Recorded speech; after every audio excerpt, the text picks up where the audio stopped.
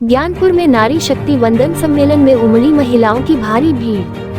भदोही ज्ञानपुर के मुखर्जी पार्क में मंगलवार को भाजपा की तरफ से ज्ञानपुर विधानसभा में नारी शक्ति वंदन सम्मेलन का आयोजन किया गया, जहां पर मुख्य अतिथि के रूप में रानिका जायसवाल रही। कार्यक्रम का शुभारंभ सरदार वल्लभ भाई पटेल, श्यामा प्रसाद मुखर्जी, पंडित दीनदयाल उपाध्याय के चित्र पर माल्यार्पण करने के बाद राष्ट्रीय गीत के साथ प्रारंभ हुआ। सम्मेलन में आए हुए अतिथियों का स्मृति चिन्ह देकर और माल्यार्पण करके स्वागत किया गया। कार्यक्रम में मुख्य अतिथि रानिका जायसवाल ने कहा कि आज संसद में 81 हमारी बहनें संसद के रूप में है, कल 181 हो सकती है। चूंकि महिला आरक्षण बिल पास करके 33% आरक्षण देने का काम प्रधानमंत्री जी ने किया है, ये भारतीय जनता पार्टी की सरकार और संगठन की सोच है, इसलिए इस कार्यक्रम को सफल बनाने के लिए आप सबका सहयोग और आशीर्वाद स्वरूप मिलता रहा।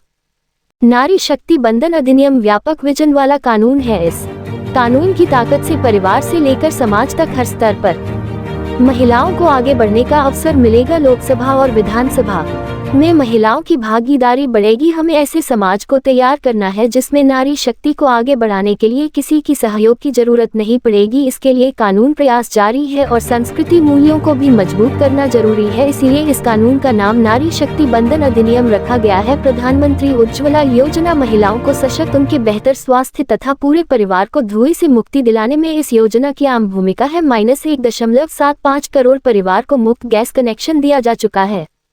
LPG सिलेंडर देने का निर्णय लिया गया है। केंद्र सरकार उज्ज्वला योजना के तहत 300 गैस सब्सिडी दे रही है। प्रधानमंत्री आवास योजना सबके लिए आवास का संकल्प लिए है। ये योजना पात्र व्यक्तियों को, खासकर महिलाओं के लिए वरदान साबित हुई है। प्रदेश में 55.20 लाख आवास निर्मित किए गए हैं। इनमें से अधिकांश आवास मातृ शक्ति के नाम आवंटित किए गए हैं। PM स्वामित्व योजना स्टेट वेंडर्स को अपना व्यवसाय शुरू करने के लिए बिना किसी गारंटी के लिए सुविधा प्रदान की जाती है। प्रदेश में अब तक 15 लाख स्ट्रीट वेंडर्स को कर्ज वितरित किया जा चुका है। इनमें 2 लाख से अधिक महिलाओं को कर्ज दिया जा चुका है। ऐसे तमाम जनकल्याणकारी योजनाएं प्रधानमंत्री व प्रदेश सरकार के द्वारा चलाई जा रही है, जो सीधे इसका लाभ मातृ शक्ति महिलाओं को मिल रहा है।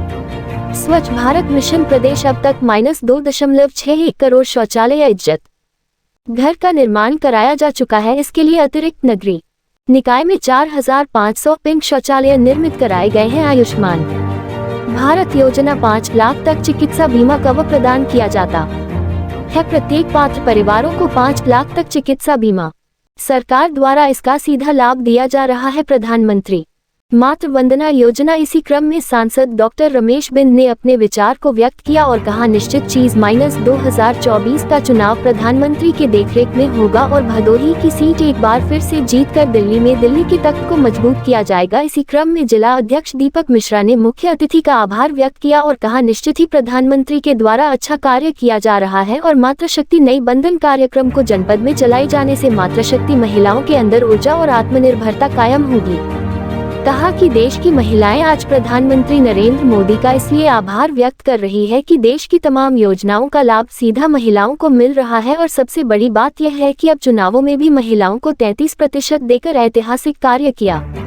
कहा कि जिस तरह तमाम योजनाओं के माध्यम से लोगों को लाभ मिल रहा है वह अपने आप में ऐतिहासिक है।